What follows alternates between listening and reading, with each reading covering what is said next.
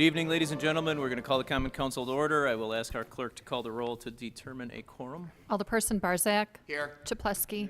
Haas. Here. Lysick. Here. May. Here. Probst. Here. I just think I got drowned out. Over the sneeze. Rote. Still here. Right on time. Still here. Weigel. Here. 8 present, 2 excused. We have a quorum. Our pledge this evening will be led by Alderman Gary Barzak. Please rise and join us in the pledge. I pledge allegiance to the flag of the United States of America and to the republic for which it stands, one nation, under God, indivisible, with liberty and justice for all.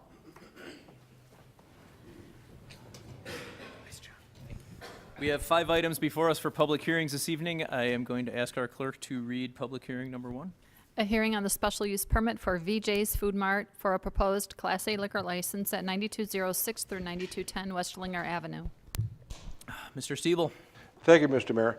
The first public hearing provides for the allowance of a Class A liquor license for a new class of a liquor license, meaning that it hasn't been, they currently have beer, and now they're asking for liquor and wine. According to the new ordinance that was passed by the city in March, that now makes that a special use, as it used to be a permitted use. The special use allows the city to review the site for site landscaping and architectural modifications to bring the site up to newer standards, and that's what the Plan Commission did, and that's what this public hearing is proposing for additional landscaping on the site, refuge enclosure, and repainting the facade, which costs about an additional $13,000. 13 parking spaces are required, 10 are proposed, and the Plan Commission recommends waiving the requirement. The site is a historically older site. It's been that way for a long time, and it's probably a poster child for the proposed concept that the council is trying to achieve. With the additional landscaping and the removing of the pole sign, and the screening of the refuge enclosure, and a new sidewalk along the project, it's going to really dramatically increase the curb appeal, the quality of the site, and the image of our community. Also taking it from a blue and red building to an earth-toned kind of brownish orange color. So it's going to be more earth tones, and it'll be fit into much better into the neighborhood. I think it'll be a great addition. Also, it conforms with the city's new strategic plan, the city's 2030 comprehensive plan, and the 5-year complete street plan. The Plan Commission has reviewed this proposal, has recommended approval, and we've received no objections to date. If you have any additional questions, I'd be glad to answer them. Thank you, Mr. Stiebel. Are there any comments or questions from the members of the council? Mayor Devine. Alderman Barzak. John, my understanding when we receded the number of Class A's that we were going to give out, that there was going to be stipulations that it would be for, multi-million-dollar projects, something bringing in 20 million, 30 million, and that's what you presented to me personally, and or did that kind of go out the window when we gave the liquor license to the one on 60th Street, and now it's kind of just open game, anybody gets them? I'm not sure it's up to the city council to decide that issue. If you want to. Well, that's the way it was explained to me, that we should take the quota off so we can get high-end development into the city. It was restricted. I mean, that's what you told me personally, that we were being restricted on high-end development, and if we would take the quota off, we could limit them to high-end developments, and it would help bring more development into the city. Now we're taking somebody spending $13,000, and we're going to give them a Class A. Is this what we're going to do throughout? Is this going to set precedent throughout the city as it did on 60th Street? There's 2 parts to that answer. One of them is, most assuredly, when we do a major development, we'll probably need a Class A to attract the types of development that we want to have. As I recall the previous discussion, and I think the Parthenon was the other example where they were granted a liquor license for that as well. But those issues are public policy issues that you'll need to decide. So the answer, I guess, I'm assuming, if it's open season, anybody that wants a Class A, If you were can to, come in and get one. if you were to approve this, it certainly makes it harder to deny Well, somebody we else. approved 60th already, so, which is what I predicted would happen. And everybody said, oh, no, that's not gonna happen. There'd be another issue that would happen, and I won't bring that up. But, you know, I haven't seen the big developments come in yet. Applying for them, all I've seen is this, you know, the small little developments. We're gonna have more liquor stores, which the committee for, I think I sat on it, I wanna say 24 years that I sat on License and Health. And when the committee for those years was adamant about keeping Class A's under control, because we were number 2 per capita in the state of Wisconsin for liquor, for Class A's, and now we're just gonna mushroom and have them expand, I guess, wherever feasible. Is that correct? I can't speak to that, but I would not be surprised. Very good, thank you. Thank you. Any other, excuse me, any other comments or questions from the members of the council? Mayor Devine. Alderman May? John, have you reviewed the signing on the property? Does the signing conform to the ordinance? Is the what? The signing on the building and any pole signs? The pole signs are all coming down and they'll be replaced with monument signs. So they'll be in compliance with the signage. Did you show us a fence along the west property? Can you bring up the site plan again? That would help answer quite a couple of my questions.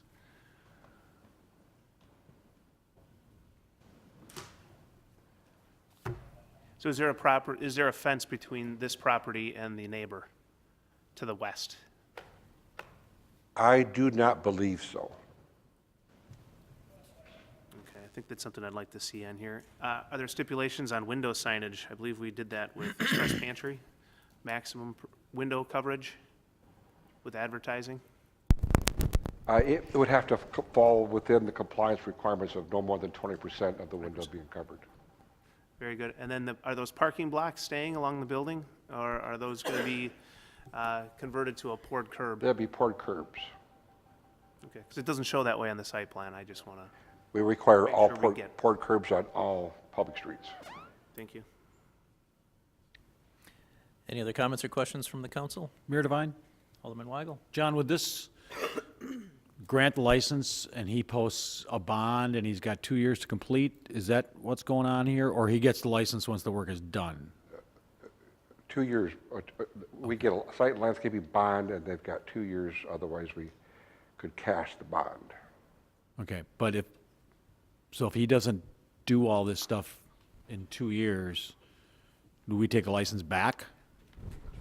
If you could revoke the license for non-compliance. So the non-compliance with the site and landscape plan is grounds for revocation? Correct. Okay, thank you. Any other comments or questions from the members of the council? Seeing none, are there any comments or questions from the members of the audience? Okay, seeing none, we will close public hearing number 1, and I will ask our clerk to read public hearing number 2. A hearing on the special use permit for Kebab's Bistro to add outdoor dining to their existing restaurant located at 6807 West Beecher Street. Mr. Stiebel? Thank you, Mr. Mayor.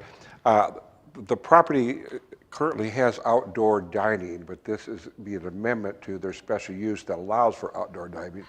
And what they wanted to be able to do was to take a parking spot out of their parking field and convert it to a outdoor dining. They'd have about 16 seats, about 6 tables. Also want to amend the hours of operation from 10 a.m. to 10 p.m. The area would be as shown in here, which Mark Lutz, the owner of the property, has already poured the cement. And when he was doing that, when he was talking to us, we said, you can pour the cement because it's still a parking lot, but if it's not approved, you're just going to have a nicer parking lot. But that's exactly the size, that's what it'll be. They'll put a 6 to 8 foot board-on-board fence to screen to the south, and a metal fence along the west with potted plantings surrounding the site. similar to what is shown on their current area. This is their potted plants, and they also have a small little table with 2 chairs on either side for their outdoor dining. The Plan Commission has reviewed this proposal, has recommended approval, and if you have any additional questions, I'll be glad to answer them. Thank you, Mr. Stiebel. Are there any questions, comments from the council? Mayor Devine? Alderman Weigel? So at this point, this is just outdoor dining. We're not extending the licensed premises for beverage alcohol service? No, they already have all of that. Already have? All we're going to do is amend their outdoor dining, which they already have, to an additional area. So we are extending, I mean, because they already, I think they were approved for like on the sidewalk in front of the building, right? That was what they're, yeah. It'll be an extension out into the So parking lot. we are including alcohol service in this new area. That would be their proposal. Now, that would require them to come back to the council That's separate from this action. separate. This is just special use. Yep, thank you. Any other comments or questions from the council? Seeing none, are there any comments or questions from the members of the audience on this item?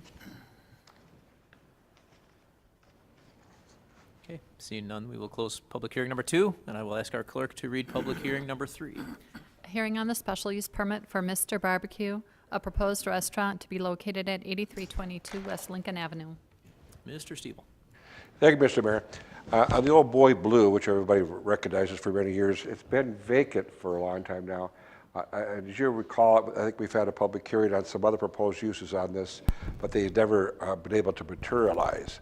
The site continues to deteriorate, and hopefully we've got a new purchaser who's acquired the property and is now going to be able to give the site some actual justice. What they want to be able to do is have a food truck, a barbecue food truck on site. They would clean up the site, obviously. The site is already gone. That was 2 years ago. But they would clean up the site and then have their food truck there, use their existing bathrooms, clean those up, and the health department requires them to have a sink within this building that's accessible to their food truck operation and complies with the applicable building codes related to that. But they would not cook on this site. They have a site on 76th and Forest that they would continue to cook at. If and when in the future they want to cook at this site as well, they'd have to come back for additional approval. Hours of operation would be 10 a.m. to 8 p.m. 5 spaces are required and 7 are provided on the site. The proposed site would also cut off one of the entrances into that site, which would help kind of modify traffic. And this area here is noted in gray, would ultimately be a landscaped area, and they would have a part of this special use would allow them to have outdoor dining, where people would come up and get their food and either leave or sit there and eat. But they've got some great concepts for plans for the site, and it can be very productive reuse. This is the location of the building. The green area is the additional landscaping, and this is the existing building, where people would come in this way and exit out on 84th Street. As part of the remodeling and plans for the property, currently there's 2 bathrooms on the north end of the site, and there's the traditional window service. With the new plans, they would close these restrooms, make them into storage area, create a unisex bath, and then actually have counter service inside for serving their barbecue and ice cream. The Plan Commission has reviewed this proposal, has recommended approval, and if you have additional questions, I'd be glad to answer them. Thank you, Mr. Stiebel. Are there any questions, comments from the council? Mr. Mayor, Alderman Rote. my understanding from the Plan Commission meeting was 18 months until the completion, correct? He had proposed 18 months. He was given the traditional 2 years to do it. The council can modify that and give him 18 months if they want. Any other questions from the council? Mayor Devine, Alderperson Probst. is this going to be seasonal business like the previous business that was there, or is this going to be 365? Their current plan is to be year-round. Thank you. Any other questions from the council? Mayor Devine? Alderman Weigel. Food truck question. Has Health Department looked at this, I remember a discussion at one time that about food trucks not being able to be serviced on a parking lot because there were concerns about grease and fat going into the storm sewer versus the sanitary sewer. Or are they doing sewer work where they're gonna have a dedicated, did I misunderstand that? Yes, there's a couple of issues associated with that. One is they need to have access to a sink for cleaning, not in the truck. And that's why they'll have to open up immediately inside the building so that the owners and the employees can get in there to have a sink. There's also the issue of garbage that they will have to bag and take off the site every day. Okay. So we're okay with food trucks being serviced in a parking lot, essentially? Legally, if you want, and the health department approves them, and we've been led to believe that they would, that's a public policy decision by the Common Council. Okay. Thank you. Thank you. Any other questions or comments from the council? Seeing none, are there any comments or questions from the audience? Okay, seeing none, we will close public hearing number 3 and go to public hearing number 4. A hearing on the special use permit for Ebenezer Childcare to amend the terms of the previously approved special use permit for a daycare facility to be located at 1126 through 1138 South 108th Street. Mr. Stiebel. Thank you, Mr. Mayor. This would be a child care center within this building on Highway 100, which the ground floor has been vacant for a number of years. Bob's Bait Shop, as you'll recall, has also been vacant and is currently here. As part of this proposal, the bait shop sign would be taken down and given to the prior owner's son. They would demolish this building, and I'll get into that in a minute. But the proposal is to combine the two-story office building and the Bob's Bait Shop into one parcel. And the public hearing this evening is on a daycare center utilizing the ground floor of this particular facility. There's also some additional landscaping that'll be done that will be a substantial addition. The biggest issue has been parking on this site, and that's been a concern over the years. There were about 88 kids in this facility at any one time, 2 to 15 staff at all time, and the hours of operation would be from 7 a.m. to 7 p.m. most days. 38 parking spaces are required, 39 are provided, and the parking is probably the biggest issue relative to this site here. Here's the Bob's Bait Shop, and here's the office building, and there are adjacent parking along the side and along the back. The landscaping in the front would be substantially reinforced. The original proposal that was before the Common Council last year was to have parking along the back here. What they're coming today is they've been approved for this, but they're asking for an amendment. Basically, they want to push this building forward into some of this landscaped area, which probably wouldn't be that bad, and that would allow them to have 5 more parking spaces with this configuration. One additional feature that we'd like to suggest, and the Plan Commission recommended, was that they take out one of the parking spots in their entrance feature and to landscape that, very similar to the abutting property, or the adjacent property next to them, has done the same thing to give it a little more image and a more green look than just an asphalt parking lot. The Plan Commission has reviewed this and recommended approval, and we've received no objections to date. And if I could draw your attention, I'm not sure if you can see that in this. We're going to be getting a new screen, hopefully, in the near future, so you'll actually be able to see what we're talking about. But as you can see, this is a green space area here, green space, and we'd like to clean up the garage, the driveways to help it create a more favorable image. If you have additional questions, I'm glad to answer them. Thank you, Mr. Stiebel. Are there any questions from the council on item 4? Seeing none, are there any questions from the members of the audience on item 4? Okay, we will close our fourth public hearing, and I will ask the clerk to read public hearing number 5. A hearing on the resolution relative to the vacation and discontinuance of a portion of unimproved public right-of-way of West Euclid Avenue on the east side of the 3200 block of South 114th Street. Mr. Stiebel. Thank you, Mr. Mayor. This public hearing involves the vacation of a street right-of-way that has never been developed by the city, Euclid Avenue from 113th to 114th. The request is to vacate this portion as outlined here. In a street vacation or alley vacation or whatever, the city does not own the land. We just have use of that land. And when the city no longer needs to use that land for public purpose, it goes to the budding property that it was carved off from. So in this case, half of this right-of-way would go to the property owner to the north, and then the other half would go to the two property owners to the south. The biggest concern that we have was whenever we vacated alley to make sure that all the property owners in that area have legitimate access to a public roadway. You can't see the demarcation line, but there's a property owner right in here that we were particularly concerned about, that we wanted to make sure was aware of the proposal and could certainly object if they so saw fit.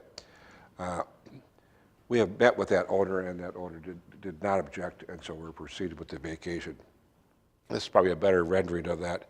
And we also have street utilities within that right-of-way that will be protected by an automatic granting of effectively an easement. As you can see, to vacate property, we have to go through a long and lots of publications, and lots of time evolves in that.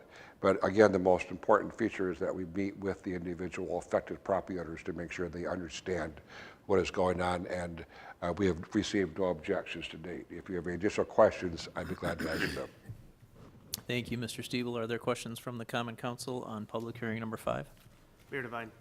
Alderman May. So, John, when the property gets bifurcated, the property owner to the south, they still have access to the other Euclid Avenue to the north.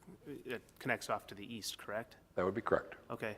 And then with the utilities underneath, would we maintain some sort of easement to allow us to come in at any time and work on our sewer lines? As I have been led to believe, when we vacate a street, we automatically get an easement to allow us to do that.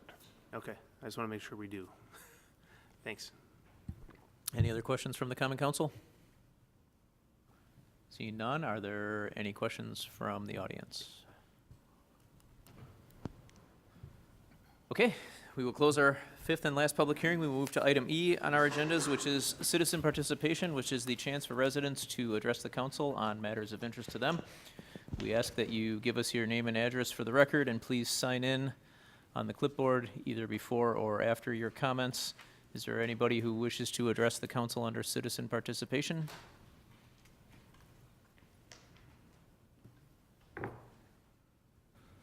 Hi, my name is Brent Holmes. I am the property owner and occupier of 7219 West Greenfield, otherwise known as Avant-Garde Body Piercing. I'm here to talk about three main points. One is the main being exterior pest control. It's a serious concern for any city, and I believe it's time for the city of West Allis to make the causes of some of these exterior pests, particularly rats, pay to help reduce the populations and bring them under control.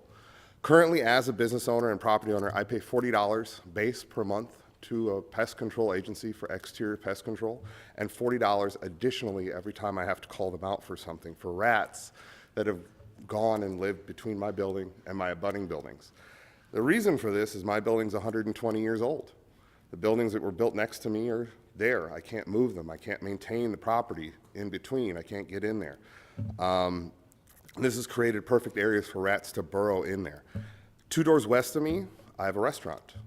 The restaurant has grease, big old grease dumpsters full of garbage with food waste in them that overflow for days and weeks sometimes.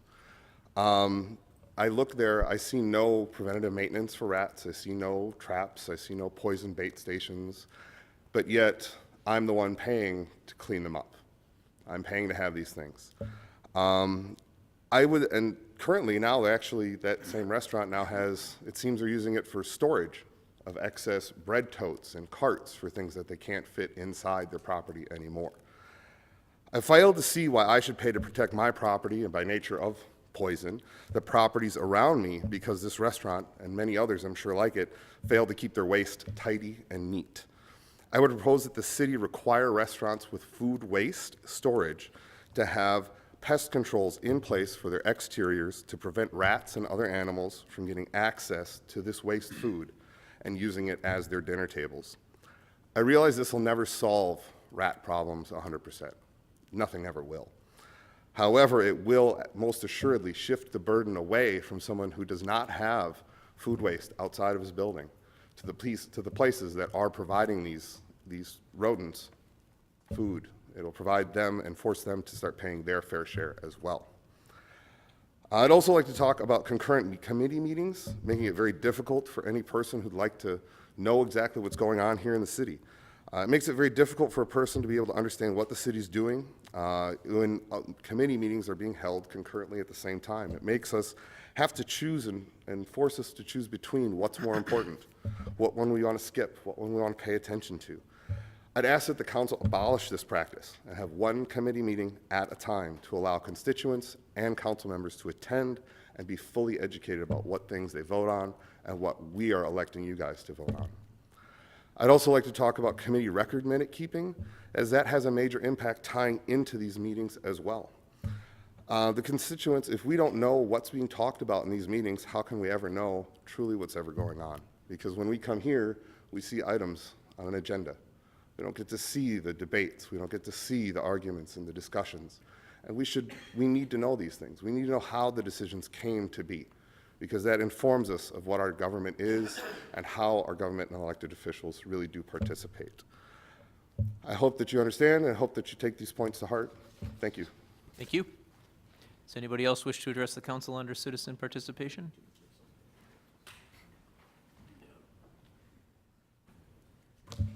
Hello. Robert Brown, 2160 South 86th Street. I stopped in tonight because I've already filed, this actually amounts to the second amended complaint regarding a injury. Right, want to give me one of the papers? And I'll point out this. I didn't plan to get injured I went to vote on the 4th of April. I didn't know I was going to be attacked by election workers. I didn't know my property to be taken. I didn't know I'd be going to the hospital for, I think it's over a dozen times, and follow up with all kinds of injuries. When this injury happened, you can see me now, it's the same. My leg was the same when it happened. It's about 2.5 times as big as this leg. I'm very wobbly. This I was attacked anyway. 82, apparently they don't care. And apparently, after I was forced to do all my research on this, the police department came out after I'm laying on the ground, can't move hardly, refused to let me go in and talk to the people that hurt me. They refused to measure it, and the police department bypassed it off to the election commission. And I've been calling back and forth from Madison. They won't investigate it, and I'll tell you why. Because of the poor police work. They haven't, the people that attacked me said I was within 100 feet, which is illegal. I've got affidavits, signed affidavits, sworn affidavits, 150 feet away at all times. I never was that close. Not only that, the employee who works for the city refused to comply with the election commission and make out the forms. At any rate, I've got a pile of bills at home, you know, even they're due next month, co-pays, you know, $500, $600, I got $200, $300, a whole stack of bills due. I didn't do none of this myself. My wife's with me, we both went to peacefully vote. I had no papers, no signs. We walked up there and we found out they had an illegal electioneering sign promoting a referendum. Now the city is, when I sued everybody, I filed this complaint here, named everybody on this, there's 11 people acting in concert. That means they all work together on this in some way, shape, or form. the city put out a bulletin encouraging people to vote against the referendum. What business is that of the city? No business at all. How did it ever get done? I don't know, but it got done. The same sign ended up on the lawn of Central High School where I went to vote. It was 150 feet away. That was put up by a West Allis, West Milwaukee school board member. And the people that attacked me said, oh, that's fine, that sign they got up. And I called the election commission. I went home after the confrontation with them. And then they said, well, you can put a sign next up there. They can't do that. So I did put one. Make the story short, they ran out, ripped it out of the ground. I have somebody with me. There's an affidavit on this lawsuit. Part of it, I got a lot of affidavits. Took pictures. The lady that came out ripped it out of my hands, you know, or gave it back to me finally. And I told her I'm going to stand and hold it. But I can't stand without this cane, and I had to go over by a light post, which was a little ways away. And they came out. My wife had to come because I can't stand without, you know, sitting for a while. She had to bring me a chair on the public sidewalk, over 150 feet away, legal, you know. And I got attacked there. After she went home, as soon as she went home, they came out of the building and attacked me again. Mr. Now, Brown, you have 1 minute I remaining. know it. Funny, we got to go by these rules, but they don't follow them when you go to vote. Isn't that amazing? The bottom line here, the lawyers, they said if I want to just seek the regular injury, you know, they could take the case, it'd be so many thousands, you know. But if they want to pursue everything that happened here, it's going to be hundreds of thousands. Now listen, let me close with this. Ever since this happened, I have heard zero from the police department. They did a police report, but they failed to do measurements and so forth. And I haven't heard boo from them. I haven't heard boo from the city attorney. Haven't heard boo from anybody. And all the people named are responsible in acting in concert. I'm sorry, but I have to write it. And I can't believe it. All these injuries I had, I just got out of the hospital again. More associated injuries is going on and on. Remember, I'm 82. I'm not in good health. I got high blood pressure. That's time, Mr. Brown. Oh, thank you. I wish you guys would follow the rules like I have to here. I'm limited to 5 minutes. But apparently when I'm on the public sidewalk, they come running out of the building and assault me. That's okay. You can forget that rule, but not when I'm standing here. But anyway, I'm done anyway. Here's the lawsuit. I had to get it rewrote 3 times. I don't do these. People I have to deal with because I don't type. I have somebody does it in Racine. I got somebody else up north, somebody on the north side. That's why there's so many typos. I see there's another one tonight, one of the aldermen pointed out. But I don't write these legal things. And I don't know what lawyer's going to take it. I got one guy wants hundreds of thousands to take it because he feels for sure, because of the nature of this, it's never happened before. That's first impression type stuff. Probably going to end up in the United States Supreme Court or somewhere up in the 7th Circuit. For sure, it's going to go to the federal court. So it's up to you what you do with it. It'd be nice to hear from somebody after 4 months, though. That'd be great. Thank you for your comments. Does anybody else wish to address the council under citizen participation this evening? Okay, seeing none, we will close citizen participation, and we will move on to item F on your agendas. There will be a joint meeting immediately after recess of the Administration and Finance Committee as well as the Public Works Committee. That will be held in room 128. Moving on to item G, the mayor's report. I just have a handful of things. We are smack in the middle of the West Allis Moves 30-a-day fitness challenge. We had the final, third and final walk with the mayor Monday night at the senior center. We had about 40 people attend. Took a lap through downtown. I just want to take a minute to thank all the participants and all of those who have been logging their minutes online, as well as those who have been volunteering, especially the staff at the health department, in coordinating this, and help everyone who's been helping plan the routes and get the donations, everything. It's been going really well. Second thing is, last week was the city's National Night Out events, the farmers market event, as well as the neighborhood block parties. I want to quickly give public thanks to all the organizers and the volunteers, as well as all those who took time to plan block parties in their own neighborhoods.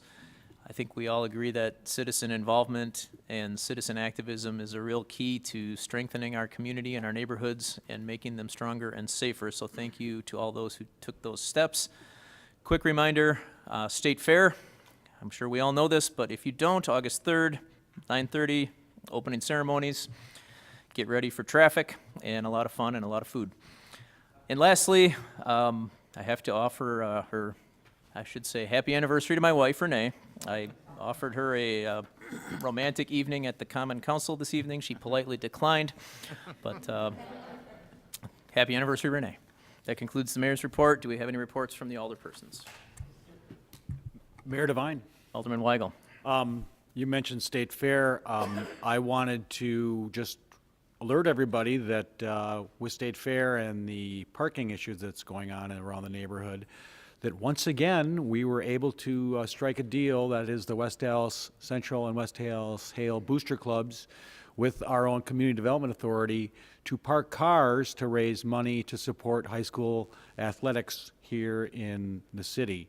So the Booster Club parking lot is the entrance on Greenfield Avenue due east of McDonald's. So it's between like McDonald's and the Hampton Inn and Suites.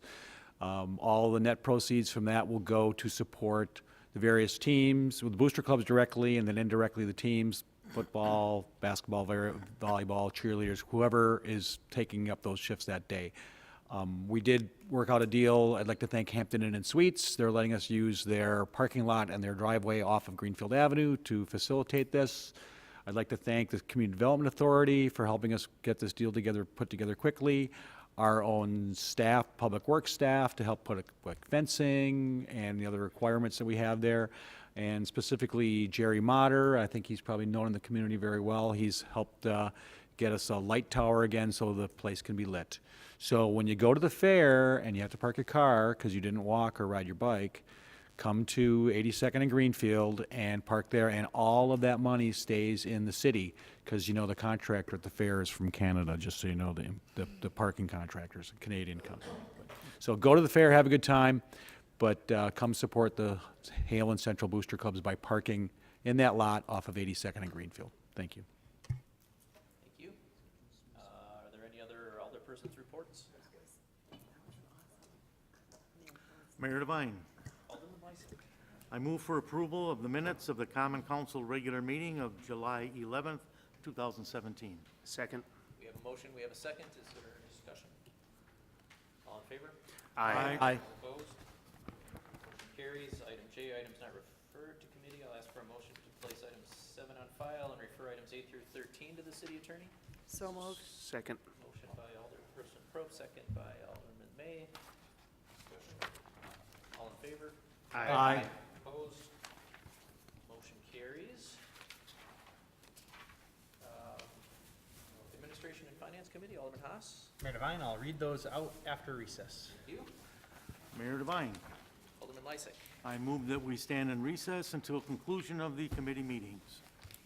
Second. We have a motion with a second. All in favor? Aye. All opposed?